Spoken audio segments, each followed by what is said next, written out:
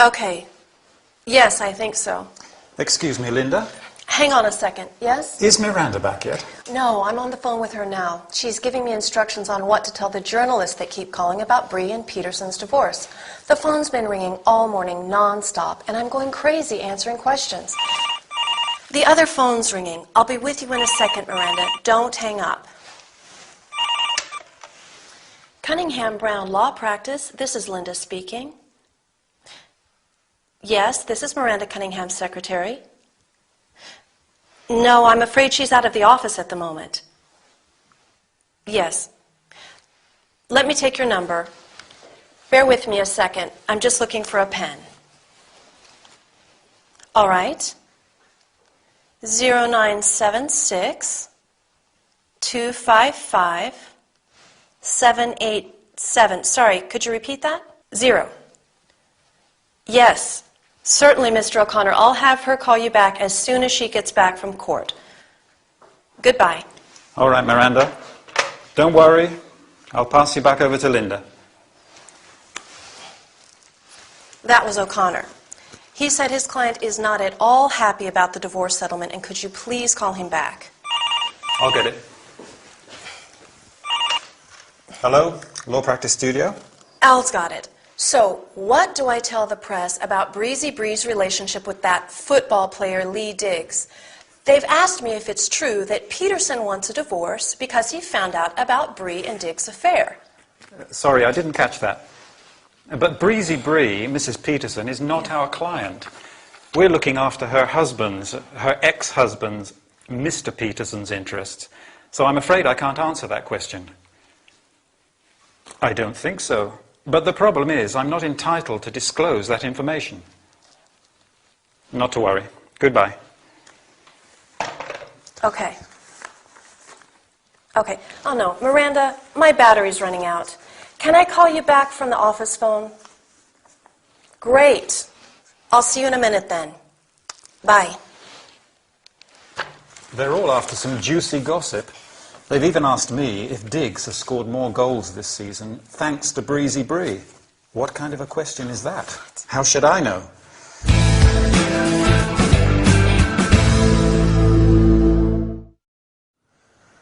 Well, journalists certainly ask a lot of questions, especially when there's a scandal to write about. Poor Linda's been answering phone calls all morning from the press, asking for information about a divorce between two famous people, Breezy Bree and Harold Peterson. Al even has to give her a hand because she's on the phone with Miranda and she can't answer all the calls. Now, we're going to have a look at some useful telephone language they both use to ask the caller on the other end of the phone to wait, repeat, or clarify something. Do you remember how Linda asks Miranda to wait? She says, "Hang on a second." Hang on a second, well, that's quite informal. If we want to say it more politely, we can say, "Please hold on a second," or "One moment, please." Maybe you have something to do that could take more than a few seconds. In that case, you can ask, "Are you okay to wait a couple of minutes, or do you want me to call you back?" When Linda has to answer the other phone and she wants Miranda to wait, she says, "The other phone's ringing. I'll be with you in a second. Don't hang up." Don't hang up. That means don't put the phone down. Sometimes when we're on the phone, we have to write down a number or look for something. So we have to ask our caller to wait, and we want to let the caller know what is happening. Like Linda says, "Bear with me a second. I'm looking for a pen." Or, for example, if we have to open a document, we can say, "Just a second, I'm opening the document now." How about if we didn't understand something our caller said? We ask for repetition. "Sorry, could you repeat that, please?" Or, "Sorry, I didn't catch that. Would you mind repeating that? I didn't catch what you said." If there's a bad telephone signal or the caller speaks too quietly, we can just say, "Can you speak louder, please? I can't hear you." Well, that's all for now. See you again soon.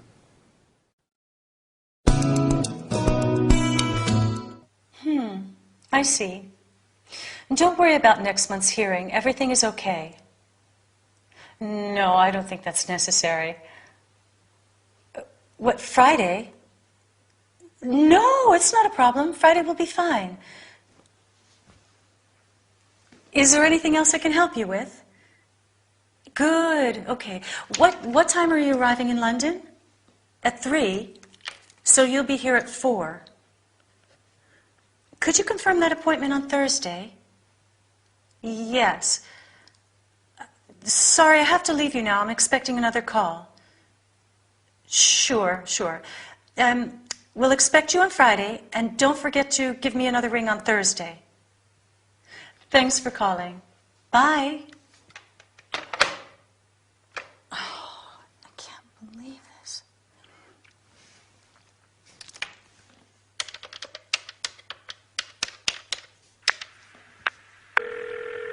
Because... Oh, I'm sorry. I didn't switch off my mobile. Hello? Linda? Oh, Linda, there you are. Yes, I am here. I'm so glad to talk to you. So am I. Are you busy? Am I disturbing you? No, not at all. I'm having a drink with a friend. What's the matter? Mrs. Adams called just a few minutes ago. The woman who owns the hotel in Cowes. Anyway, it's a miss, not a Mrs. What does she want? She said she'll be here on Friday. Okay, on Friday. You don't realize how big a problem we have. You must come here immediately. I'll see what I can do. Bye. Bye?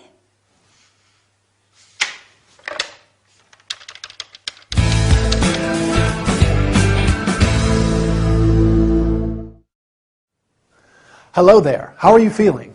I hope you feel as good as I do. In our training session, we are going to talk about phone calls. Whatever your business, you'll probably have to solve a lot of problems on the phone, so it can be useful to be familiar with the appropriate language. We are going to learn about offering help, how to refer to future contacts, how to give reasons for ending a call, thanking the other person, and saying goodbye. As you have seen and heard, Miranda has received a phone call from Miss Adams, the owner of a hotel in Cowes. Miss Adams wants to go to London to discuss some legal matters. Miranda is not very happy at the prospect. However, they arrange a meeting on, do you remember? Right, on Friday. After that, Miranda asks, "Is there anything else I can help you with?" You can also say, "Is there anything else I can do for you?" Or, "Do you need anything else?" Once the appointment has been fixed, Miranda asks, "Could you confirm the appointment on Thursday?" You may have to end the call because you are busy or expecting another call. Miranda says, "I am sorry, but I have to leave you now. I am expecting another call." Before ending the call, she reminds Miss Adams to confirm the appointment. "Don't forget to give me a ring on Thursday." At the end of the call, she confirms the date. "We'll expect you on Friday." You can also say, "I'll see you on Friday," and "I look forward to seeing you on Friday." Finally, before saying goodbye, she thanks the other person. "Thanks for calling." Can you think of other ways to thank someone on the phone? I'll help you. "Thanks for your time," and "Nice speaking to you." So, nice speaking to you. See you next time for another workout. Hello, you're tuned in to City Live FM, and I'm Emma. It's time to read your letters. I received a lot of letters this week from listeners who seem, I'm sorry, is my necklace making too much noise? Do I have to take it off? No. What was I saying? The letters. Okay, I'm ready. I received a lot of letters and, well, you all seem very depressed. What's happening, people? I'm going to start with a letter from Felicity. Hi, Felicity, if you're listening. Dear Emma, she writes, they say you shouldn't judge a book by its cover. In other words, you shouldn't judge a person by the clothes they wear. But don't a person's clothes tell us a lot about their personality and their intentions? Just think how much work goes into choosing the costume for a character in a film because it reveals a lot about who they are. What about in real life? How much can you really judge a person by the clothes they wear? Well, you're right, Felicity. Costume is very important in film and theater, but in real life I don't think so much thought goes into choosing what clothes we wear. A person's style can generally give some detail about their personality, but I think it's a bit superficial to say that you can judge a person by the clothes they wear. Don't you? Often, people use clothes as a way to conceal their true selves, like a sort of mask. A lot of people can't afford to buy the clothes they like, or simply don't have the same taste as you, so what they wear doesn't really tell us much about their personality. And how can you deduce that a person is unreliable or moody from their clothes? There are many personality traits that aren't deducible just by looking at a person's clothes. Body language can probably reveal more than clothes in some cases. Let's see now, is that everything? I think so. Is there anything else we should consider? Now, to sum up. I think clothes can reveal some details about a person, not necessarily their personality, though. A lot of factors determine how a person dresses. So don't forget, there's probably more to a person than meets the eye in most cases. In short, Felicity, what you need to remember is that to really know what a person is like, you have to get to know them. I'm sorry, this necklace is just getting in the way. Are you sure it's not making too much noise?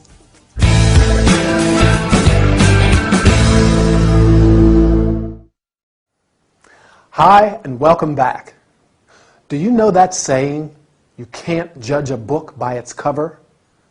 In other words, you shouldn't judge people by their appearance. Do you agree? Felicity seems to think a person's clothes, therefore their appearance, do tell you what a person is like.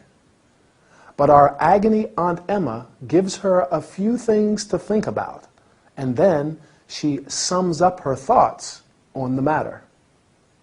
What we're going to look at are the different expressions Emma uses to ask if everything is being considered, and to sum up her ideas at the end. So, first Emma explains her thoughts and gives various reasons for why she thinks clothes don't reveal much about a person's personality. Then she asks, is that everything? And is there anything else we should consider? It's a question she's really asking herself. Is that everything? She's doing a mental check of the things she said and if there is anything else she wants to say. In this situation, we could also say, Is there anything else to add? Now, let's see. Is there anything else to add? Oh yes, summing up your ideas. Emma used a few expressions to conclude what she was saying. The first one was, now to sum up. And then she goes on to give a brief conclusion. To sum up means to give a brief summary of something. Another expression is in short, which means in few words. In short, what you need to remember is that, or so. Don't forget that. Good. Is that everything? No. There was something else I wanted to mention. Remember, Emma says there are some personality traits that you can't deduce by looking at a person's clothes. I agree. I mean, what does an unreliable person wear? Unreliable means you can't count on them. You can't rely on them. Or if a person is moody, what do you think they would wear? Someone who is moody is temperamental and often in a bad mood. In short, I have to agree with Emma that it's a bit superficial to say you can judge a person by the clothes they wear. Don't you think? Bye now. See you soon.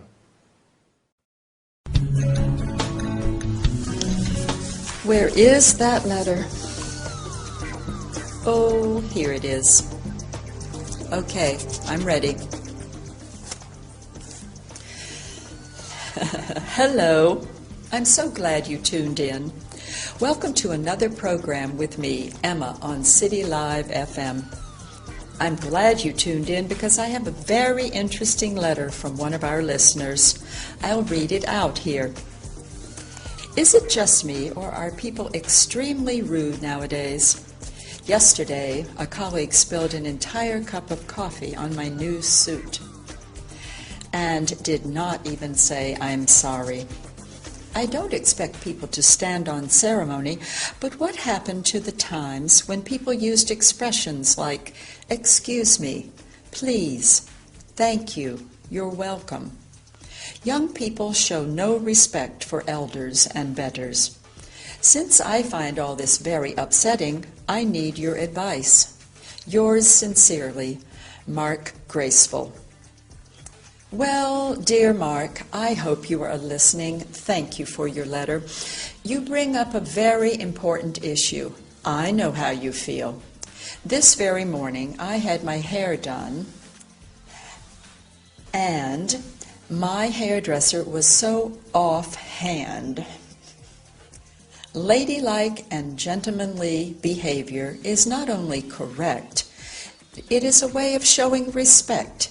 After all, the done thing greatly affects all our social relationships. The best thing to do, the only thing to do, is not to let this affect you, and set a good example. I hope that helps. I'd better go now. Bye, and thanks for joining me. How was it?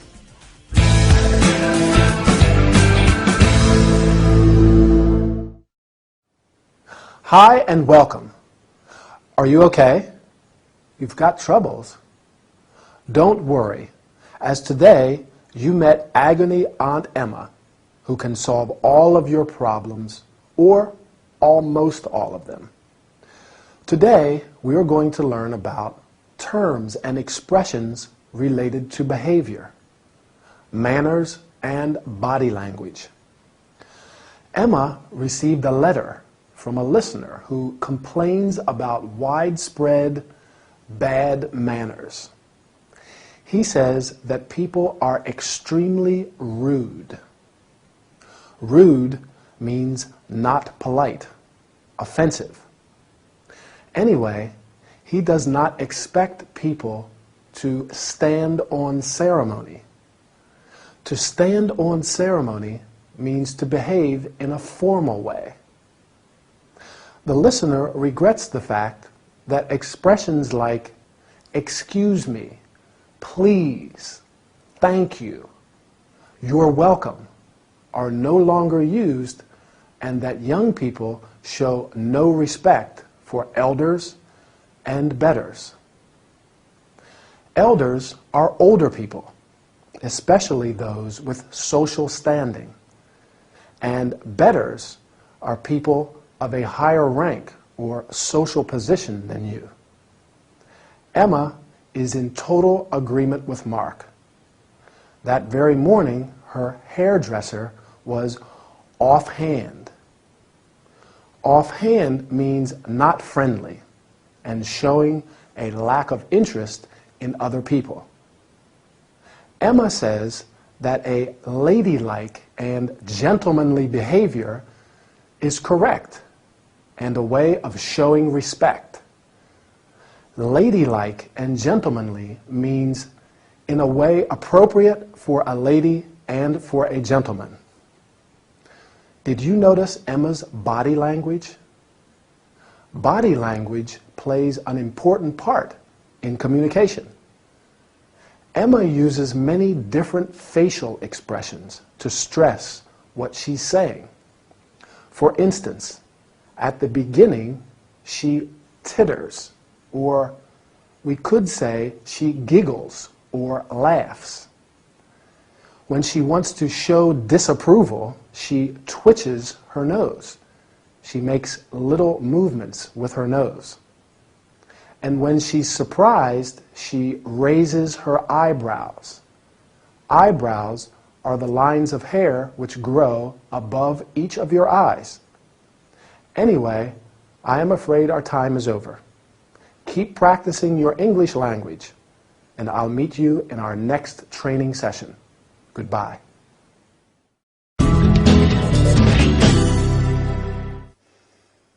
Oh, come on, Lucy. There has to be something you'd like to do. Nope. I'm bored and I'm not interested in doing anything. Why don't we hire a rowing boat and go for a row on the river? No way. Don't you remember when that duck attacked me? I'm not that interested in rowing. I always end up getting wet or falling in the river. It's such a beautiful day out. We should make the most of the sunshine while it lasts.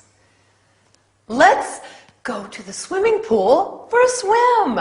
We may even be able to sunbathe if the sun stays out. Terrific. I get to see you in one of your crazy bathing suits. No offense, Em, but no thanks. Hey, many people would pay to see me in a bikini, I will have you know. Well, go swimming with them then, and leave me alone. No, I'd like to spend the afternoon with my sister. Shall we go for a jog in the park? Do you think you can handle seeing me in shorts and a crazy t-shirt? Yeah, fantastic. Let's all go get lung disease from the smog and the polluted city air. We can drive to St. James Park. The air is sort of clean over there. Go on, you know you want to. I'd rather just go home and watch TV. TV sucks. Why don't we go to the cinema? There are a couple of good films showing at the moment. What do you say? No, I don't feel like watching a film. All right. I know. How about a beer and a game of pool at that pub around the corner? You know, the one where that nice blue-eyed boy works. Now, that's a good idea. Last one there pays for the first round. Oh.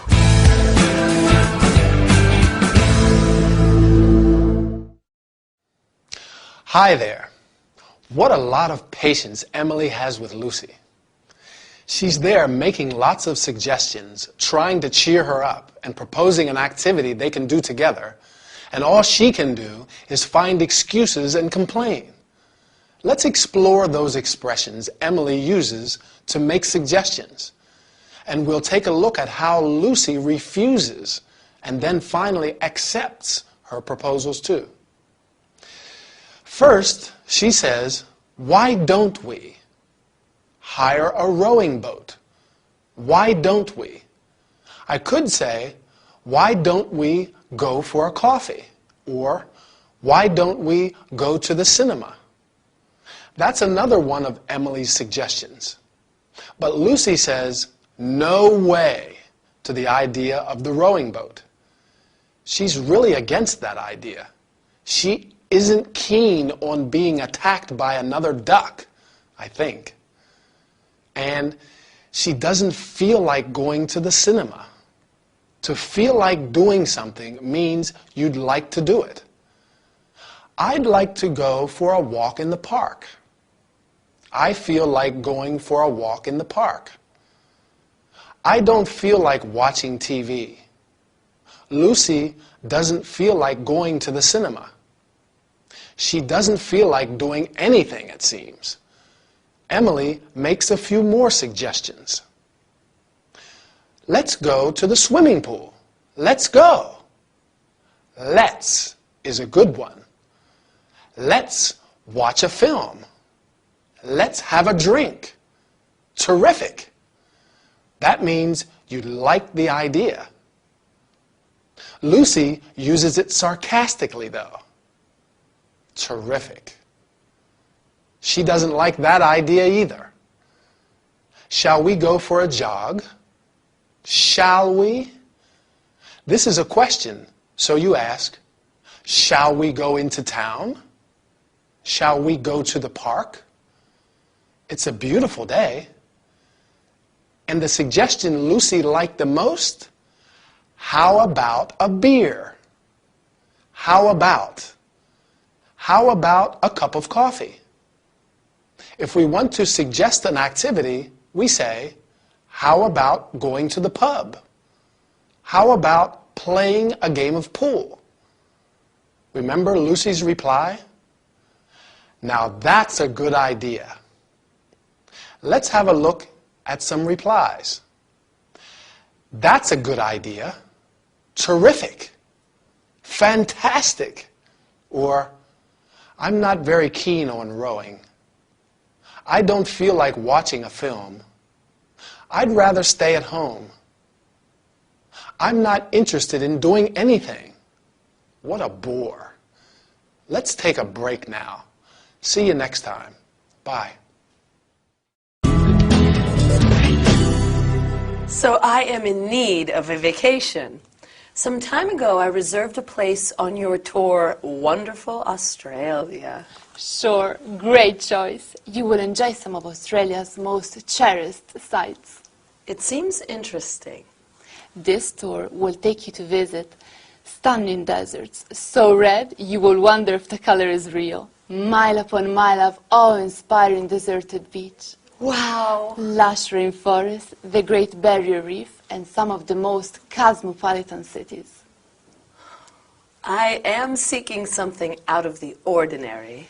Then you can go on a trip to the outback. What a marvelous idea! Australia is the land of the great outdoors. You can even wander off the beaten track. You'll see some unspoiled, unexplored areas of this amazing continent. You said a visit to Australia's major cities is also included? Yes, you can go sightseeing in Melbourne, Adelaide, and Sydney. I hope I can do some shopping, too. Sure. So, when would you like to travel? In May or in August? I would like to go in August. Okay, let me check.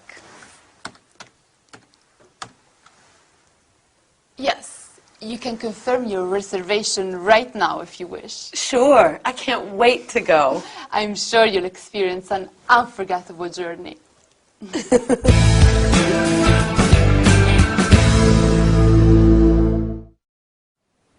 Hi, are you looking for an unusual holiday tour?